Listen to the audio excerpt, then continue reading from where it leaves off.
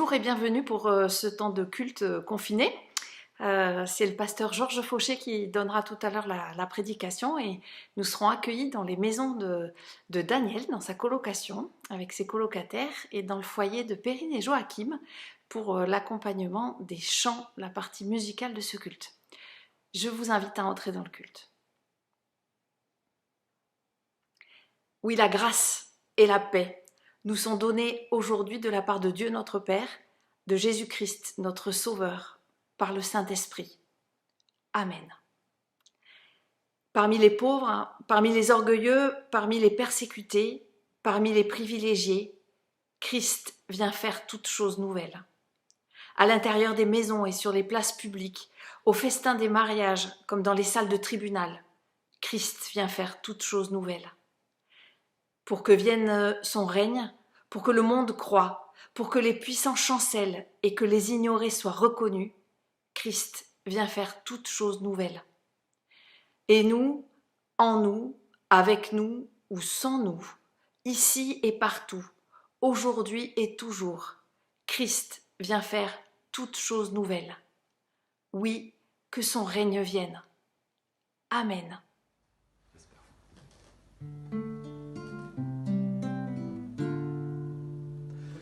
Notre Père, que ton règne vienne, notre Père, que ton règne vienne, notre Père, que ton règne vienne sur notre terre.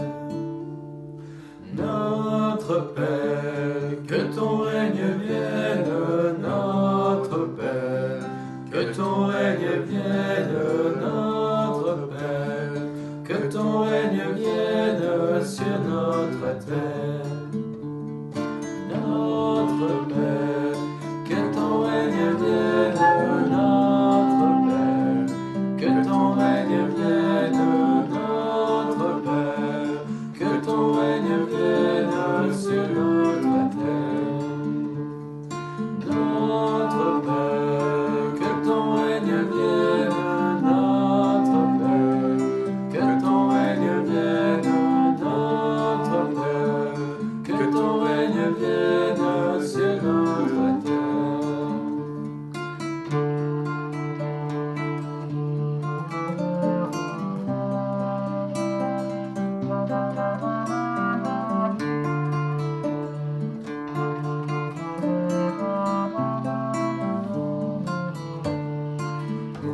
Notre Père, que ton règne vienne, notre Père, que ton règne vienne, notre Père, que ton règne vienne sur notre terre. Notre Père, que ton règne vienne, notre Père, que ton règne vienne, notre Père, que ton règne vienne sur notre terre.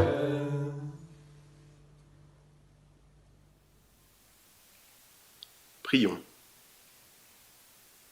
En toi, Dieu bienveillant, le solitaire éprouve l'attention, l'orphelin trouve un parent, et l'angoissé un compagnon.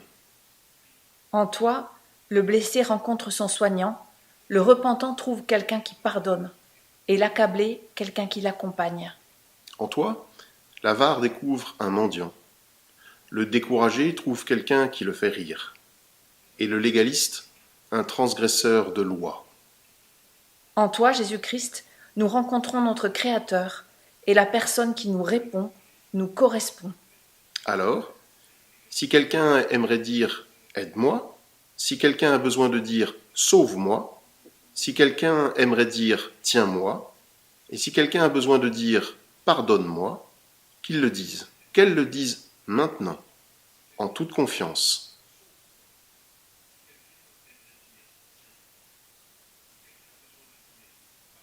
Ô Christ, tu nous accueilles et tu nous interpelles.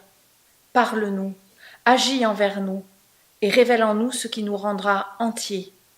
Nous l'accueillerons et nous t'en louerons. Oui, nous cherchons ensemble le royaume de Dieu d'abord. Amen.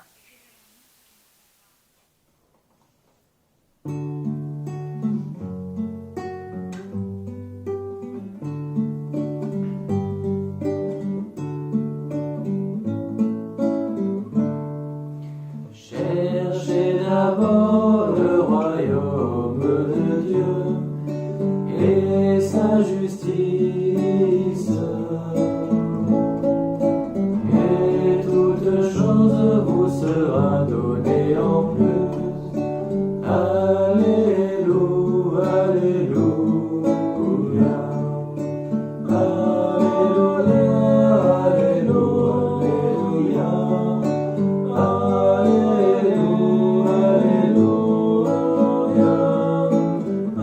Alléluia, Alléluia.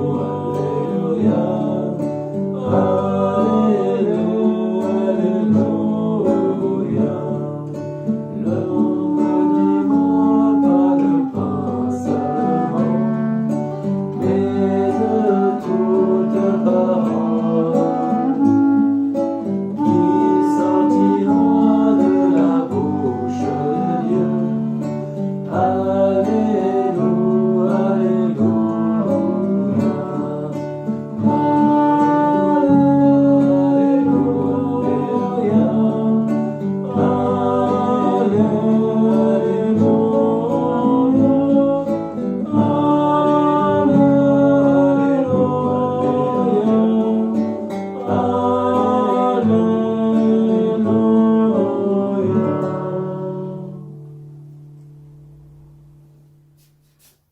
Frères et sœurs, nous allons lire aujourd'hui un passage dans l'évangile de Jean au chapitre 20.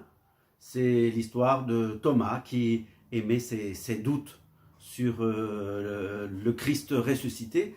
Et c'est pour cela que je vous ai proposé la photo de cette sculpture qui représente Jésus et Thomas. On en parlera tout à l'heure.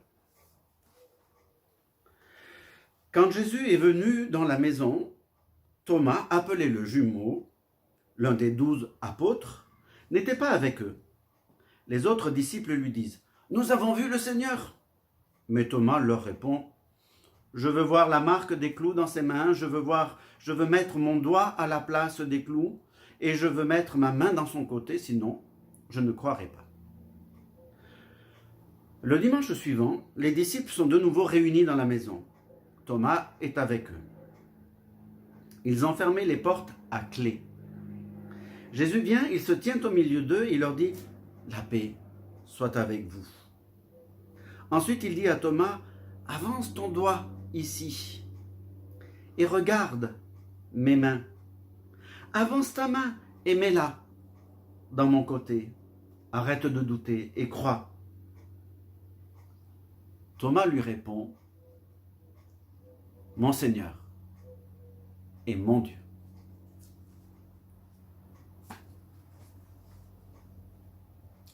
Frères et sœurs, en lisant ce récit, j'ai une bonne et une mauvaise nouvelle. Bon, on va commencer par la mauvaise nouvelle.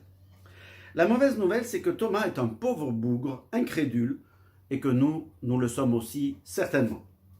Thomas est le disciple qui, ailleurs dans l'Évangile, lorsque Jésus avait pris la décision de retourner vers Jérusalem, vu le danger que cela représentait, avait dit, un peu désabusé, bon, eh bien, allons mourir nous aussi.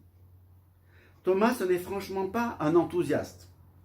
Et de fait, est-ce un hasard si tous les disciples étaient réunis ce jour-là, sauf Thomas? Lorsque Jésus est venu rencontrer les disciples, ils étaient tous là, sauf Thomas. Il n'était pas malheureusement au bon endroit quand il le fallait, et en plus, il ne se rattrape pas en prenant le train en marche. Au contraire, quand on lui dit que le Christ ressuscité est venu rencontrer ses frères, plutôt que de s'émerveiller, il manifeste son incrédulité. Pensez donc, lorsque les disciples lui disent « Émerveillés, Jésus est vraiment ressuscité, nous l'avons vu, c'est extraordinaire », il répond sceptique « Oui, bon. Premièrement, quand je verrai les traces de clous dans ses mains, peut-être. Deuxièmement, quand j'aurai mis mon doigt à la place des clous, peut-être. Et lorsque j'aurai mis ma main dans son côté, là et là seulement, je croirai. » Dans certains cas, être incrédule, c'est nier l'évidence du témoignage des autres, non? Le réformateur Calvin ne loupe pas Thomas. Il le traite de stupide, d'orgueilleux et d'outrageux.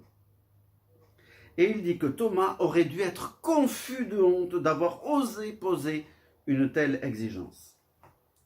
Le problème de Thomas, finalement, c'est de penser au Christ ressuscité en passant par le corps, en passant par la matérialité, par le toucher, par la vue, par l'essence, alors qu'on accède au Christ par la foi et par l'humilité. Mais ça, c'est vrai que Thomas, c'était peut-être un peu tôt pour lui demander tout cela.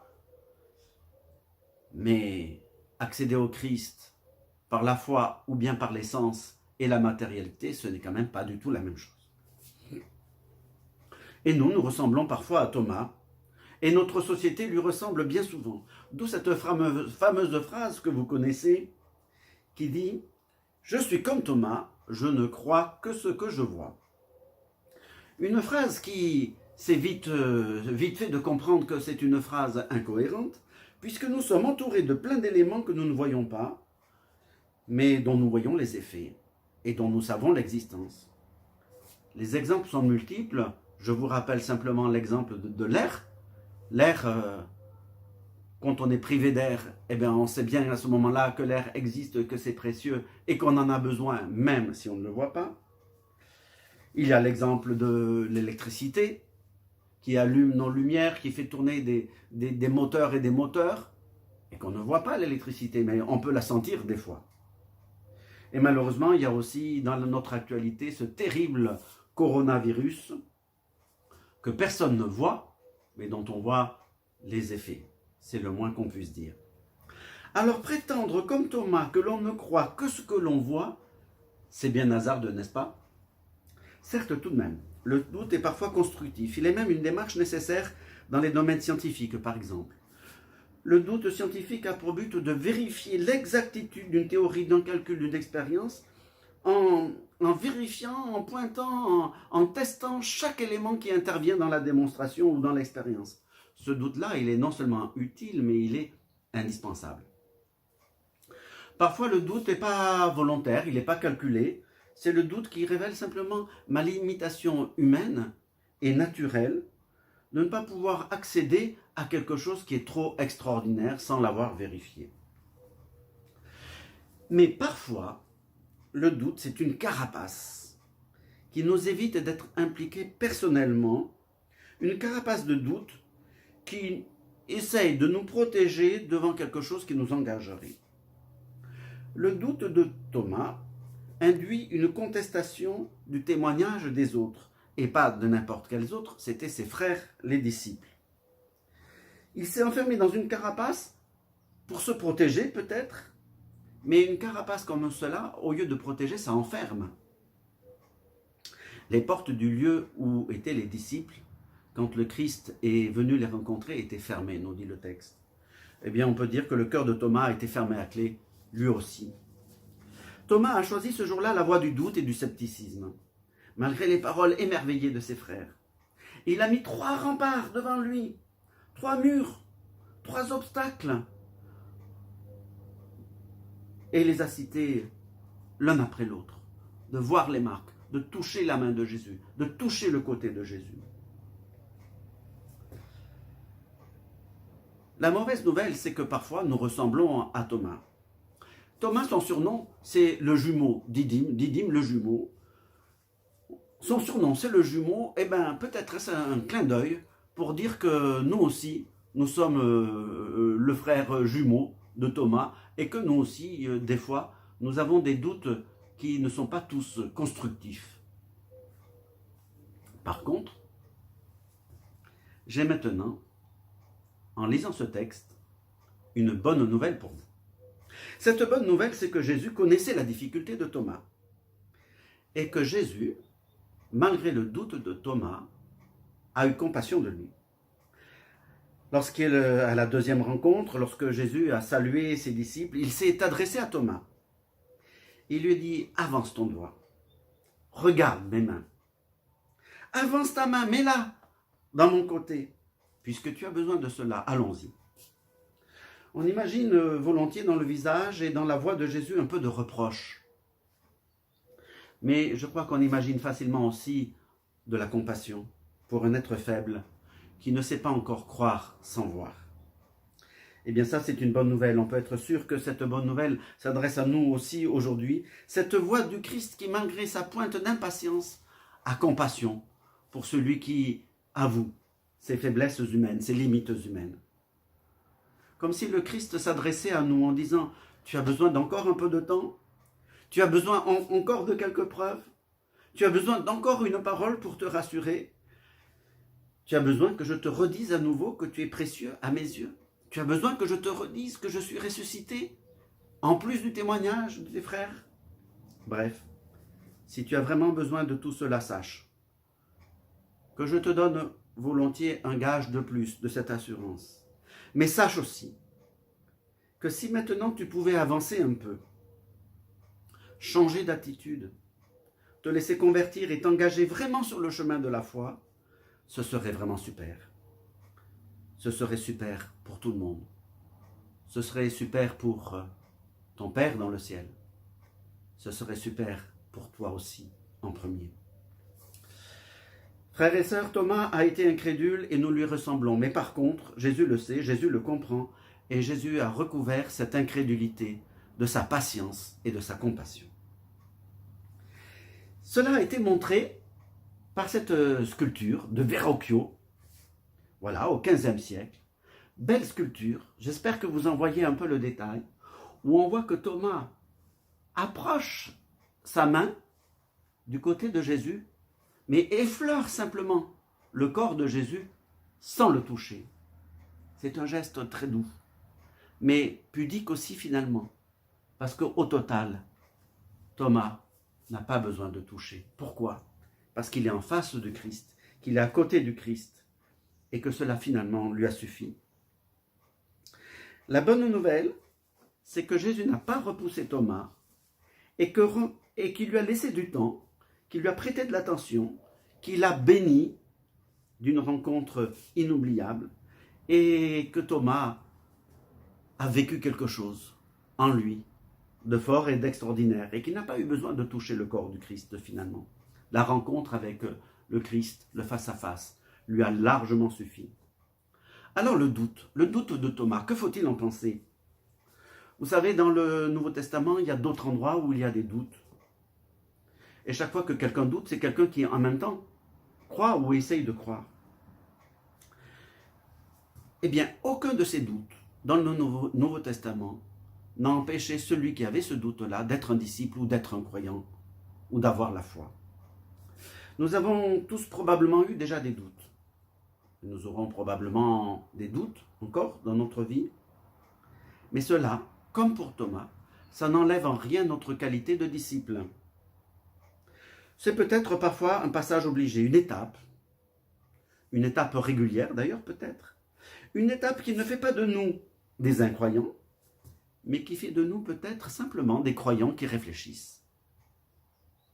La bonne nouvelle pour finir, et ce n'est pas la moindre, c'est une bonne nouvelle lumineuse, car à la fin de notre récit, celui des 12 apôtres qui a manifesté fortement son doute et son scepticisme, donc Thomas, c'est celui-là même qui dit, à la fin de notre récit, la plus intense proclamation de foi du Nouveau Testament, « Mon Seigneur et mon Dieu. Mon Seigneur et mon Dieu. » Il y a des proclamations de foi dans le Nouveau Testament, il y en a dans la Bible. Mais celle-ci est une des plus belles, tout en étant une des plus sobres. Elle nous vient de Thomas. Frères et sœurs, en conclusion, la mauvaise nouvelle, c'est que, comme Thomas, nous sommes parfois des bougres incrédules. La bonne nouvelle, c'est que la rencontre avec Jésus peut transformer un bougre incrédule en un puissant témoin. Amen.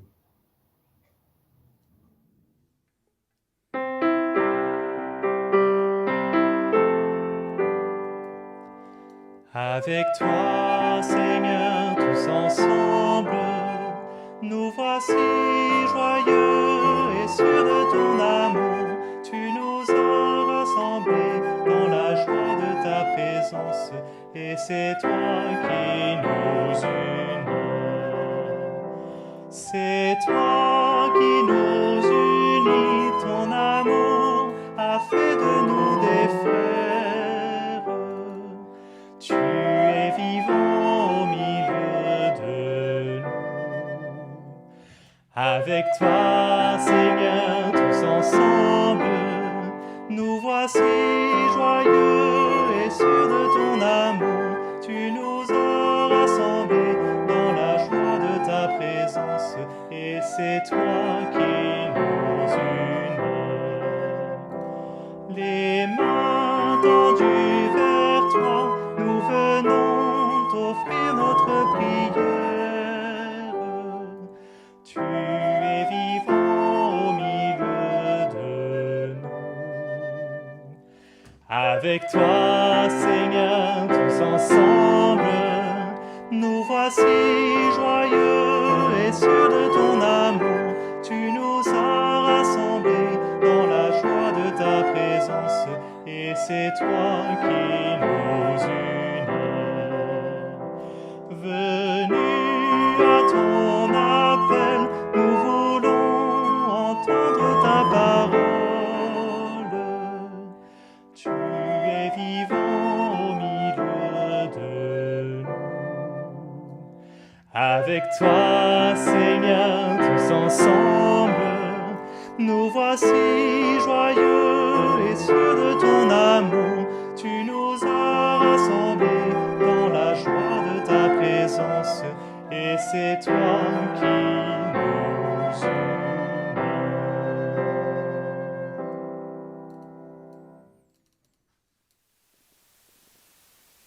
Nous vous invitons maintenant à la prière avec des chrétiens du monde entier. Seigneur, fais de nos cœurs des lieux de paix et de nos esprits des havres de tranquillité. Sème en nos âmes un amour vrai pour toi et les uns pour les autres. Enracine en nous profondément l'amitié et l'unité, l'harmonie avec le respect.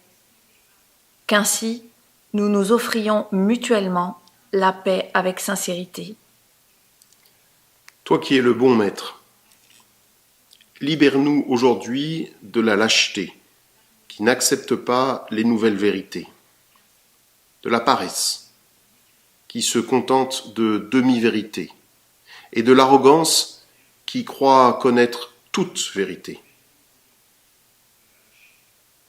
Seigneur, donne à tous ceux en position d'autorité la sagesse de bien gouverner et la grâce de connaître dans leur cœur que rien n'est solide qui ne soit pas juste et que le critère de la justice est ce qui détourne les gens de suivre le mal pour rechercher ce qui est bon. Seigneur, nous te remercions pour toute la lumière, la grâce et la vie que nous avons vues et dont nous avons fait l'expérience dans l'Église qui nous a nourris. Nous te prions aussi, libère-nous de l'étroitesse d'esprit et de l'autosatisfaction. Ouvre nos yeux pour que nous reconnaissions l'œuvre de ton Saint-Esprit parmi d'autres personnes et sous d'autres formes. Et si, sur certains points, nous devions quand même cheminer sur des voies séparées, rappelle-nous le but commun vers lequel tous nous sommes en chemin. Seigneur, en ces temps où nous craignons de perdre espoir, où nous sentons la futilité de nos efforts, ravive en nos cœurs et nos esprits l'image de ta résurrection, qu'elle soit pour nous une source de courage et de force. Ainsi, en ta compagnie, aide-nous à relever les défis et à nous battre contre tout ce qui s'enracine dans l'injustice. Seigneur notre Dieu, toi qui nous écoutes ici, tu reçois aussi les prières de nos cœurs, de nos sœurs et de nos frères en Afrique, en Asie, dans le Pacifique, dans les Amériques et en Europe. Nous sommes tous un en prière. Qu'ainsi, unis, nous accomplissions comme il faut notre devoir de témoigner et d'amour en Église et à travers le monde. Accueille nos prières avec bienveillance, même si parfois elles sont maladroites. Elles te sont offertes au nom de Jésus. Et c'est aussi au nom de Jésus que nous allons chanter ensemble les paroles de la prière qu'il nous a apprises. Notre Père.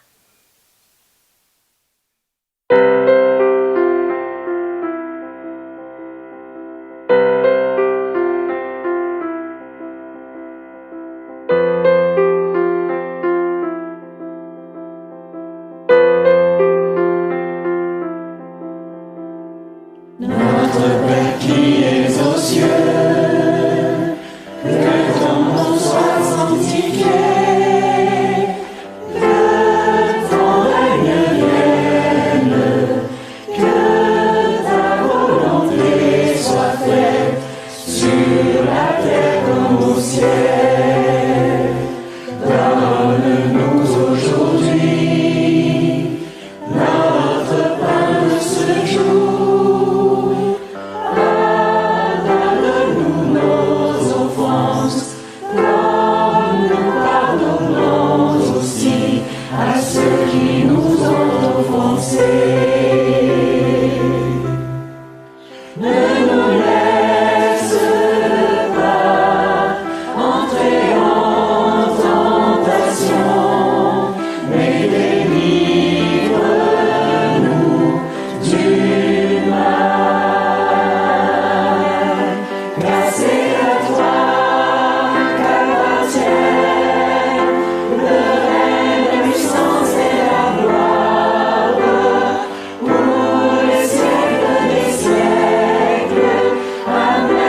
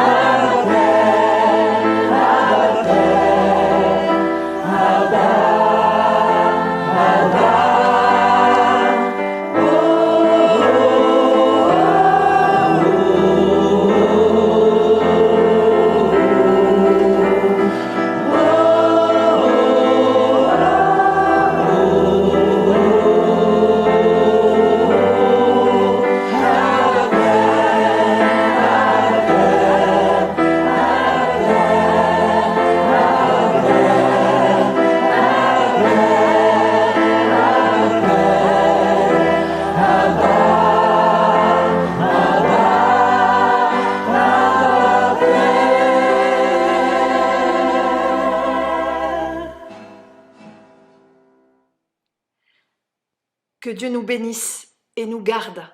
Il nous confie à l'Esprit Saint et mène nos vies avec amour. Oui, que l'accueil chaleureux du Christ rayonne de nos cœurs et que la paix qui vient de lui s'étende aujourd'hui et chaque jour, jusqu'au jour où nous serons appelés à une plénitude de vie. Amen. Et par la bouche du prophète Ésaïe, c'est à chacun d'entre nous que le Seigneur dit « Ne crains pas car je suis ton Dieu ».